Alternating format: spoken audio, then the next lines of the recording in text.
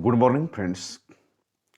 अभी जो हम टॉपिक का स्टार्ट करने जा रहे हैं, जेएनएम फर्स्ट ईयर का ब्लड ब्लड का कंपोजिशन क्या है, ब्लड का फंक्शन क्या है, इसके बारे में हम बात करेंगे। मेडिकल जेएनएम फर्स्ट ईयर का एनाटॉमी फिजियोलॉजी का एक टॉपिक होगा। ब्लड ब्लड क्या है? ब्लड को ब्लड एक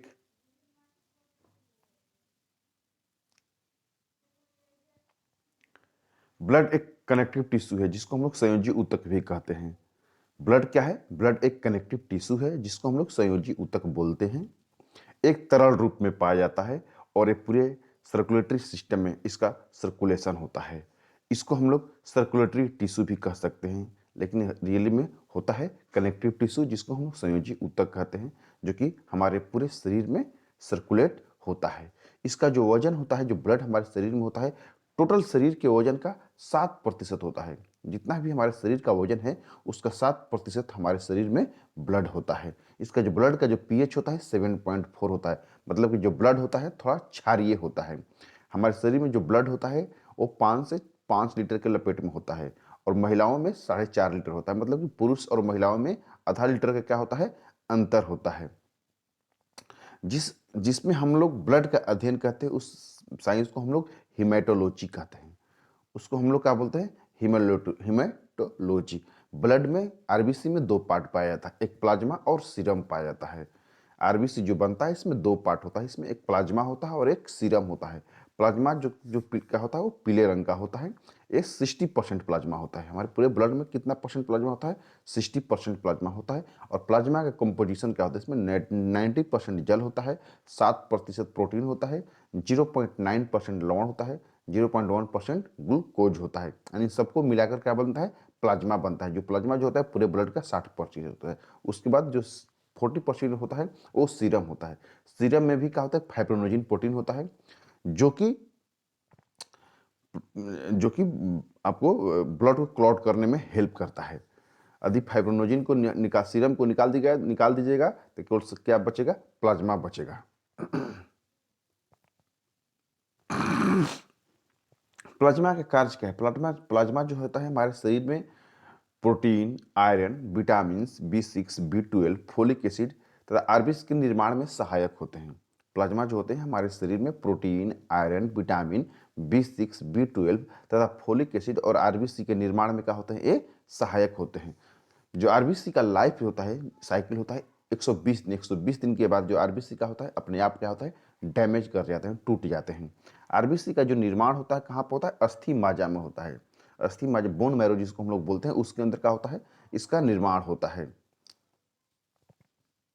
इसका निर्माण भ्रूणीय अवस्था में प्लीहा और यकृत में भी होता है। आरबीसी का जो नष्ट होता है, आरबीसी का होता है 120 दिन के बाद का होता है, उसका अपने आप डिस्ट्रॉयड हो जाता है। जो होता क्या है? प्लीहा, स्प्लीन, जिसको इंग्लिश में हम लोग स्प्लीन बोलते हैं, इस हिंदी में प्लीहा बोलते हैं। वहाँ पर आरबीसी क्या होता है? अपने आप डिस्ट्रॉयड हो जाते हैं। कितने दिन के बाद? 120 दिन के बाद। इसलिए इसको हम लोग कब्रगाह भी बोलते हैं।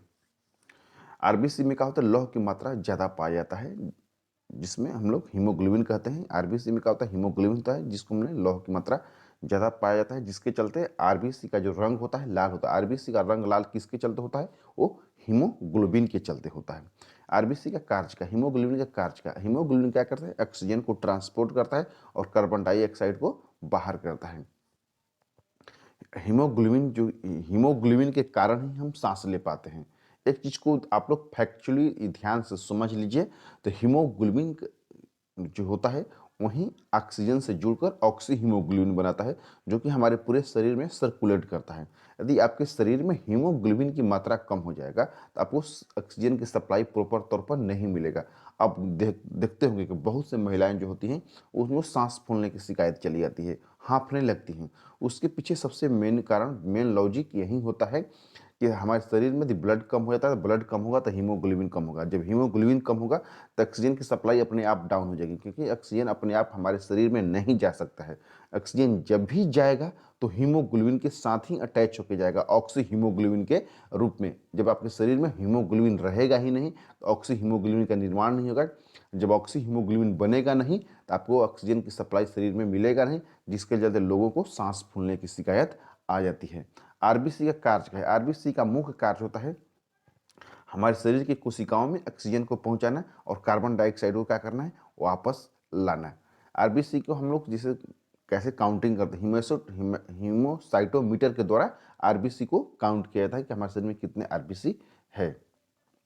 आरबीसी का कार्य क्या है? और सब भोजन पदार्थों को, जैसे हमारे ऑक्सीजन का परिवहन का, हमारे पूरे रक्त को ऑक्सीजन को पूरे फेफड़े के द्वारा पूरे शरीर में फैलाने का काम किसका काम होता है? आरबीसी का होता है।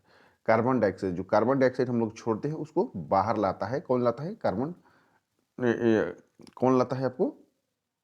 ब्लड के थोड़ा बाहर आता है। भोजन पदार्थ का परिवहन करना, पाचन तंत्र के अंदर जो भी भोज्य पदार्थ पचता है उसका अवशोषण होता है, वो ब्लड के द्वारा ही पूरे शरीर में फैलता है, पूरे शरीर को ऊर्जा प्रोवाइड कर देता है। उसके बाद जो उत्सर्जन पार्ट होता है उसमें भी आरबीसी का रोल होता है, जो कि शरीर से जो भी यूरिक एसिड, जो भी अनवांटेड चीज बनता है वो ब्लड के द्वारा बाहर आके फिल्ट्रेशन के द्वारा आपको किडनी के फिल्ट्रेशन के द्वारा बाहर आता है। हार्मोन्स के सिक्रीशन में आरबीसी का भी पार्ट होता है, क्योंकि आपको ब्लड नहीं मिलेगा तो कोई भी हार्मोन आपको काम नहीं करेगा। विभिन्न अंगों के सहयोग में जितने भी हमारे सिस्टम काम करता है, सभी सिस्टम में आपको ऑक्सीजन की जरूरत होती है, सभी सिस्टम को ब्लड की जरूरत होती है, जो कि आरबीसी ही उसको प्रोवाइड करता है। शरीर के तापमान, शरीर के टेम्परेचर को कंट्रोल करने का काम भी आरबीसी होता है। शरीर में यदि आपको ब्लड की कमी हो जाएगी, शरीर में यदि आपको कमजोरी हो जाएगा तो अपने आप शरीर से क्या होने लगता है? आग फेंकने लगता है। आप सुनते होंगे बहुत से लोगों को शरीर से आग फेंक रहा है, शरीर से आग फेंक रहा है। शरीर से आग फेंकने के कारण यही होता है कि आपके शरीर में ब्लड की क्या होती है? कमी हो जाती है, कमजोरी हो जाती है, जिसके शरीर से क्या होता है? आग फेंकना चालू हो जाता है। ये आपका हुआ जेएनएम फर्स्ट ईयर का एनाटॉमी फिजियोलॉजी का ब्लड टॉपिक, जो कि बहुत ज़्यादा इंपॉर्टेंट टॉपिक है। Thank you. यदि चैनल को अच्छा लगता है तो उस चैनल को सब्सक्राइब कीजिए, लाइक कीजिए और शेयर कीजिए। Thank you.